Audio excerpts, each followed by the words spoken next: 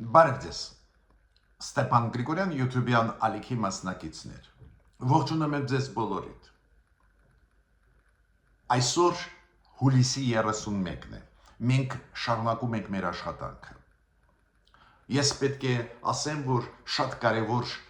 բրիֆինգ անցկացրեց Նիկոլ Փաշինյանը, Հայաստանի Հանրապետության վարչապետը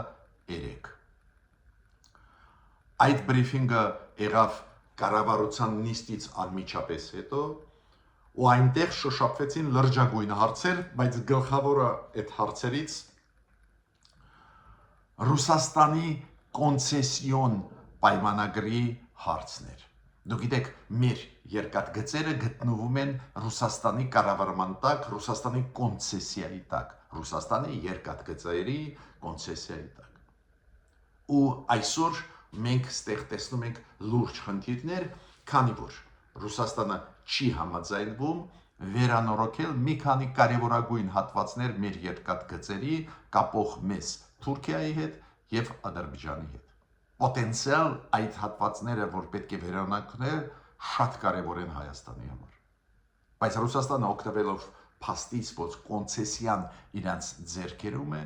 ոչ մի բան չեն անում ու տորպեդավորում են ապաշրջափակումը Հայաստանի։ 2008 թվին նախկինները հանցանք կատարեցին հայ ժողովրդի առջև, տվեցին կոնցեսիան Ռուսաստանին, ինչի արդյունքում մենք այսօր ծանր վիճակում ենք։ Ու Նիկոլ Փաշինյանը այդ հարցը բարձրացրեց։ Այդ հարցը կլինի գլխավորը այսօր մեր զրույցի ժամանակ։ Ուրեմն սկսում ենք մեր այսօրվա աշխատանքը։ Ես խնդրում եմ ձեզ բաժանորդագրվել, կիսվել, լայքել եւ աջակցել մեր YouTube-յան ալիքին, քանի որ դա շատ ու շատ ակտիվացնում է մեր աշխատանքը։ Հնարավորություն է տալիս, որ սփյուռքայությունը ստանա օբյեկտիվ ինֆորմացիա, որ օբյեկտիվ ինֆորմացիան ստանան մեր Հայաստանի Հանրապետության բոլոր առանց բացառությամբ քաղաքացիները։ Ուրեմն երեք բրիֆինգի ժամանակ Նիկոլ Փաշինյանը մի քանի կարևոր հարցեր շոշափեց։ Ես ասացի գլխավոր հարցը կապված է ռուսական կոնցեսիայի մեր երկաթգծերի վրա, բայց միջ այդ մի քանի կարևոր ուշագրավ մտքեր ասեց Նիկոլ Փաշինյանը երեք բրիֆինգում։ Ինքը ասեց, որ տեսակ ում է պետք Հայաստանը։ Գիտեք, այդ պատասխանն էր այն, ինչ ասեց Լուկաշենկոն ինքնակոչ Բելարուսի նախագահան դեռ 2 տարի առաջ։ Ում են պետք հայերը, ում է պետք Հայաստանը։ Ու Նիկոլ Փաշինյանը ասեց, տեսակ ում է պետք Հայաստանը։ Ինքը ասեց, որ մենք ցույց տվեցինք, որ մենք պետք ենք Չինաստանին, Միացյալ Նահանգներին, Եվրոմիությանը, Իրանին։ Մենք պետք ենք եւ իրանք պետք են մեզ։ Ինքը ասեց, մենք պետք ենք Վրաստանին եւ Վրաստանը պետք է մեզ։ Ինքը ասեց, մենք պետք ենք Ֆրանսիային, Գերմանիային, Լեհաստանին, Մեծ Բրիտանիային։ Դες այս քաղաքականությունը Նիկոլ Փաշինյանը ասեց, որը կոչվում է դիվերսիֆիկացիա, այլընտրանքներ մանգալը միջազգային հարթակներում, բերեց նրան, որ մենք շատերին պետք ենք։ Ես համարում եմ այս ասածը շատ կարևոր տեղին, քանի որ նույնիսկ Հայաստանում մենք հաճախ լսում ենք այս ձևը մտքեր դեղում ենք մենք պետք եւ այլ։ Ժամանակը ցույց տվեց, որ մեզ այդ այս բոլոր իմ հիմա թվարկված պետությունները ու թվարկած հենց Նիկոլ Փաշինյանի ելույթում բոլորի հետ մենք ունենք ռազմավարական նշանակության ունեցող պայմանագրեր։ Ու Նիկոլ Փաշինյանը ասեց, որ չի համաձայն չի Ռուսաստանի հետ այս էքսկլյուզիվ քաղաքականությանը։ Կոպիտ ասած, կամ դու Ռուսաստանի հետ ես, կամ Ռուսաստանի հետ չես։ Ու ինքը ասեց, որ մենք իրավունք ունենք ման գալու այլընտրանքներ, ման ենք գալիս այլընտրանքներ ու կշարունակենք այդ ճանապարհով գնալ։ Մյուսը ինքը ինչ ասեց Նիկոլ Փաշինյանը, երբ որ հարց տվեցին Հայաստանը կարող է լինել միջնորդ Միացյալ Նահանգների եւ Իրանի միջև, ինքը ասեց, որ մենք փոքր երկիր ենք, համեստ երկիր ենք, մենք մեծ այս ձևի հավակնություններ չունենք։ Կոպիտ ասած, որ մեծ խաղացողների մեջ, երբ որ այդքան մեծ կոնֆլիկտ է, մենք չենք կարող միջնորդ լինել։ Գիտեք, մասամբ ես համաձայն եմ Նիկոլ Փաշինյանի հետ, մասամբ, քանի որ իրոք հիմա հակամարտությունը Իրանի Միացյալ Նահանգների միջև այդքան խորացավ, լրջացավ, որ Հայաստանի մասշտաբի երկիրը չի կարող լինել օգտակար։ Բայց ցանկացած դեպքում ես ուզում եմ ասել, որ նույնիսկ մեծ խաղացողների միջև առանձին հարցերում կարելի է օգտակար լինել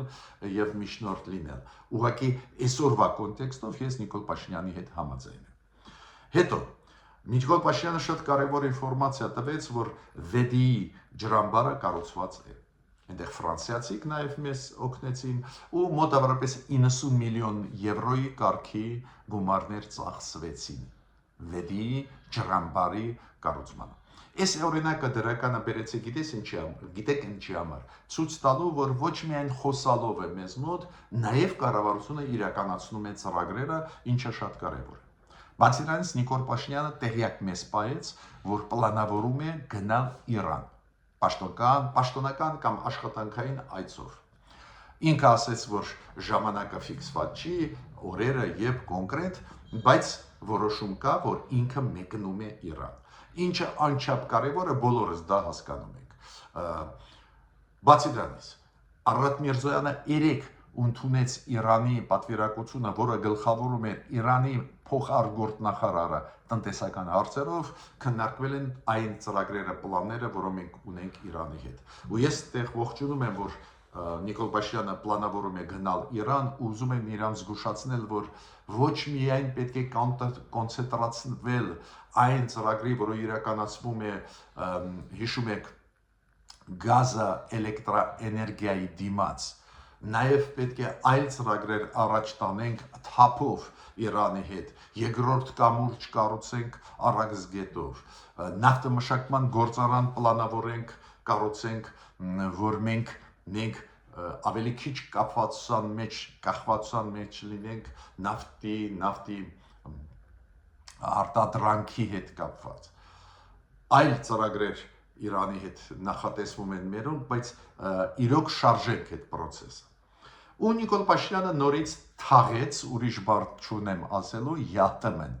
Ինքը նորից ասեց, որ ԵԱՏՄ-ն գտնվում է կաթվածահար վիճակում։ Իրոք ԵԱՏՄ-ն Հայաստանի տեսանկյունից չի գործում։ ԵԱՏՄ-ն գտնվում է ճգնաժամի մեջ, քանի որ եթե ԵԱՏՄ-ն փակեց իր սահմանները, պարզ է, Ռուսաստանը փակեց Հայաստանի ապրանքների առջև, ուրեմն ԵԱՏՄ-ն ճգնաժամի մեջ է։ Ու ինչն է շատ կարևոր, Նիկոլ Փաշինյանը ինչ ասեց։ ԵԱՏՄ-ն դա հարթակ է, որտեղ ես կշարունակեմ աշխատել, կգնամ, կբարձրացնեմ բոլոր հայկական հարցերը, բոլոր հայկական հարցերը ես կբարձրացնեմ, կքննարկեմ այդ հարցերը եւ բոլոր մեր հուսող հարցերը եւ ԵԱՏՄ-ի շրջանակներում կքննարկեմ։ Եթե ԵԱՏՄ-ն չի գործում, ուրեմն ԵԱՏՄ-ն չկա, բայց մենք կգնանք այնտեղ կաշխատենք։ Դա մարտահրավեր է նետած Պուտինին, քանի որ Պուտինը 4-ով հեռախոսազրույցի ժամանակ հուլիսի 27-ին ասեց Փաշինյանին, սահմանները չեն բացվի Հայաստանի ապրանքների համար, միջև Հայաստանը չանցկացնի հանրաքվե, 4-ով դա ասեց։ Հիմա Նիկոլ Փաշինյանը նետում է մարտահրավեր։ Ինքը ասում է, ես ԵԱՏՄ-ի նիստերին կմասնակցեմ ու բոլոր հարցերը կբարձրացնեմ։ Կհարամեմ, ինքը փաստորեն ասեց, ես ժողովրդի լեզվով ասեմ, կհարամեմ ձեր նիստերը։ Այո, ճիշտ է, մեր շահերի համար պետության, այո, ղեկավարը պետք է միջև վերջ պայքարի։ Ու հիմա անցնում եմ գլխավոր հարցի, այս Նիկոլ Փաշինյանի բրիֆինգից։ Ինքը բրիֆինգի ժամանակ ասեց, որ կարող են որոշումներ ընդունվել ռուսական երկաթգծերի նկատմամբ, որոնք կբերեն նրան, որ մենք կդիմենք միջազգային արբիտրաժային դատարան։ Դուք գիտեք, 2008 թվին նախկինները հանցանք կատարեցին, տվեցին Ռուսաստանի կոնցեսիայի տակ մեր երկաթգծերը։ Ու հիմա Ռուսաստանը չի համաձայնվում կառուցել, վերանորոգել այն հատվածները երկաթգծի հայկական, որոնք կապահովեն մեր կապը Ադրբեջանի երկաթգծերի հետ։ Օրինակ, Երասխից դեպի Նախիջևան 2 կիլոմետրանոց հատված կա, որ պետք է վերանորոգվի, կամ Տավուշում դեպի Տավուզ, Ադրբեջանի շրջան, այնտեղ 14 կիլոմետրանոց հատված կա, որ պետք է վերանորոգել, կամ դեպի Թուրքիա, Գյումրուց դեպի Ղարս, այնտեղ կա հայկական մասում հատված 12 կիլոմետրանոց, որը պետք է վերանորոգվի, որ վաղը Աստված տա Թուրքիան սահմանը բացի, Ադրբեջանը ինչքան հասկանում եմ, այսօր էլ պատրաստ է մեր ապրանքները եկած Ռուսաստանից, Ղազախստանից թույլ տա, որ անցնի եւ Ադրբեջանի տարածքով, եւ ուղղակիորեն երկաթգծով մտնի Հայաստան, ոչ միայն Վրաստանով Հայաստան։ Միտքս ինչու՞մ է կայանում։ Այս պոտենցիալ հնարավորությունը Ռուսաստանը մերժում է։ Ռուսաստանի կոնցեսիան ասում է, որ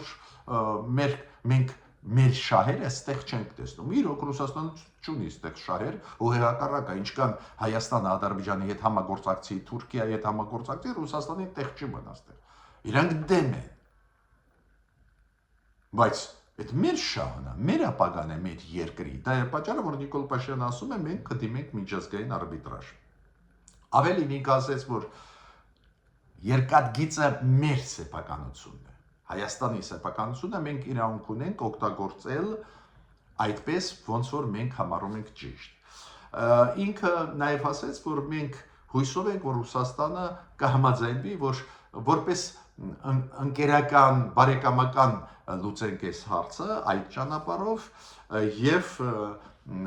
այդպես լուծենք առանց լրացուցիչ բաների, բայց եթե չստացվի 30 տարի է այս կոնցեսիան դուք ունեք, մենք ոչ մի բան չենք պահանջում, չենք խնդրում, հիմա պահանջում ենք ամեն տարի մեզ մուծել 2 միլիարդ դոլարի կարգի փող, то есть փոխհատուցում նրա, որ դուք ունեք այդ կոնցեսիան։ Հիմա նայեք, այստեղ շատ կարևոր նյուանս կա, երբ որ ասեց Նիկոլ Փաշինյանը, որ մենք պատրաստ ենք գնալ միջազգային արբիտրաժ, պետք է ձեզ պատմությունը պատմեմ։ Այդ միջազգային արբիտրաժային դատարաններ տարբեր հարցերով տարբեր տեղերում են։ Ինչքան հասկանում եմ, մեր արբիտրաժային դատարանը գտնվում է Փարիզում։ Փարիզի արբիտրաժային դատարանը պետք է այդ հարցով զբաղվի։ Օրինակ Հագայի արբիտրաժային դատարանը, որը զբաղվում է, օրինակ, երբ որ գազի ոլորտում վեճեր են, օրինակ որոշում ընդունեց ի օգուտ Ուկրաինայի։ Գազպրոմը դիմեց բողոքով, որոշում ընդունվեց հակառակը ի օգուտ Ուկրաինայի նավթոգազի։ Պարզվեց, որ Գազպրոմը պարտք է նավթոգազին 3 միլիարդ։ Մինչդեռ Գազպրոմը պահանջում էր նավթոգազից 5 միլիարդ։ Ուզում եմ ասել, այդ դատարանները շատ սկզբունքային կոշտ որոշումներ են ընդունում, լավ է, որ մերոնք ուզում են դիմել, բայց ես մտածում եմ, որ մերոնք ինչ ճանապարհով, որ ճանապարհով կգնան, որ Ռուսաստանը չի կատարի իր պարտականությունները, Ռուսաստանը չի կատարի իր պարտականությունները հայ ժողովրդի առջև, Հայաստանի առջև, երկաթգծերը կոնցեսիան էֆեկտիվ չեն օգտագործել, կոռուպցիոն ռիսկեր կային, հիշում եք, գործեր կային այդ Ռուսաստանի երկաթգծերի դեմ ուղված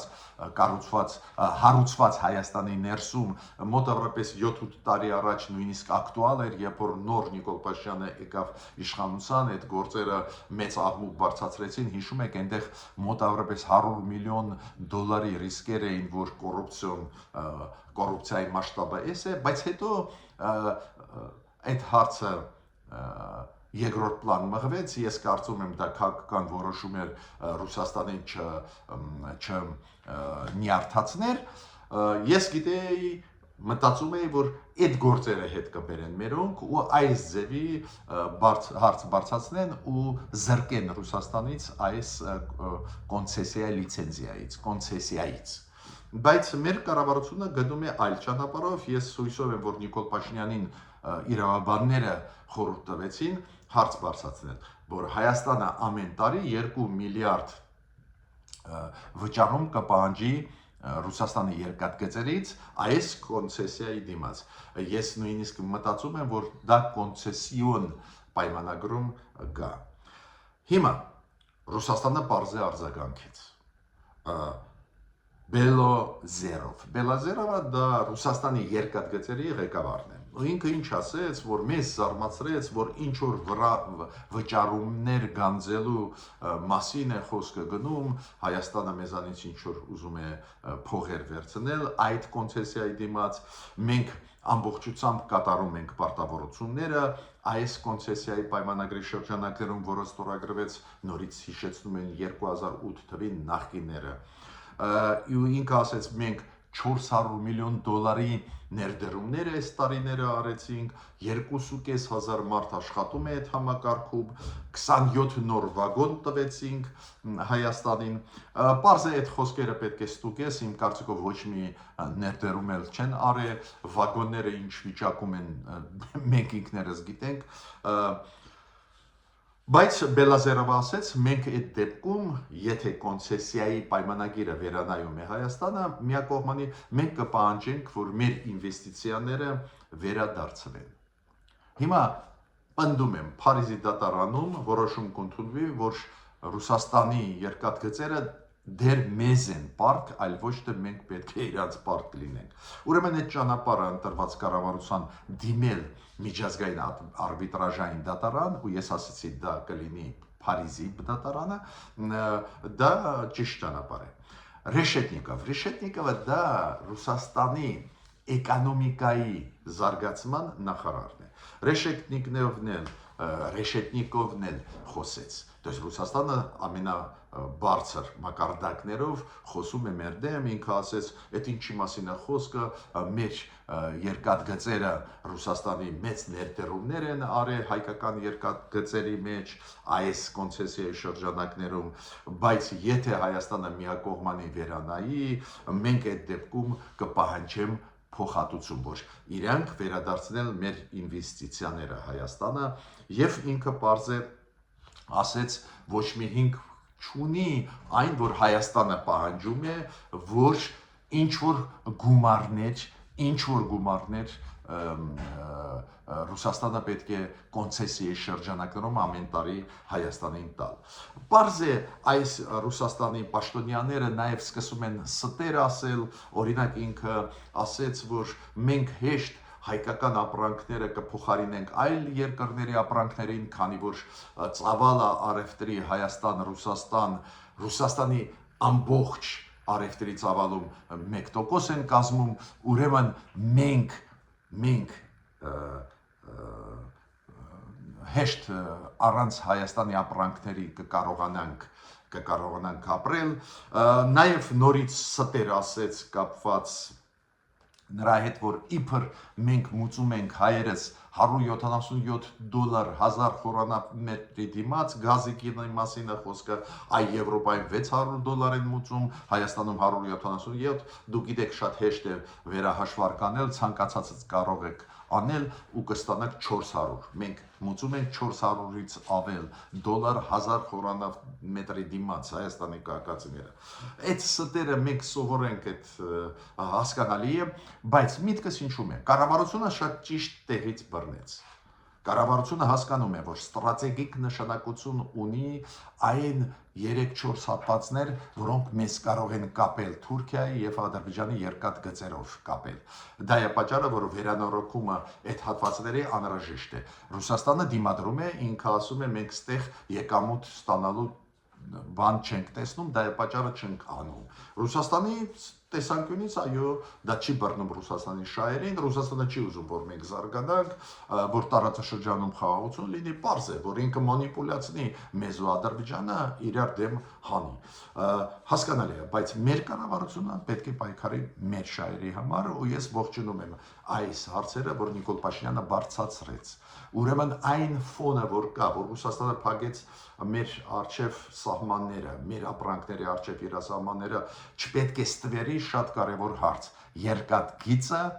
մենք պետք է մեր երկաթգիծը կառավարենք։ Մեր կառավարությունը այդ կոնցեսիայից պետք է Ռուսաստանին զրկի։ Ես ավելին ձեզ ասեմ, նորություն ասեմ, Թուրքիան իր կողմից սկսեց վերանորոգել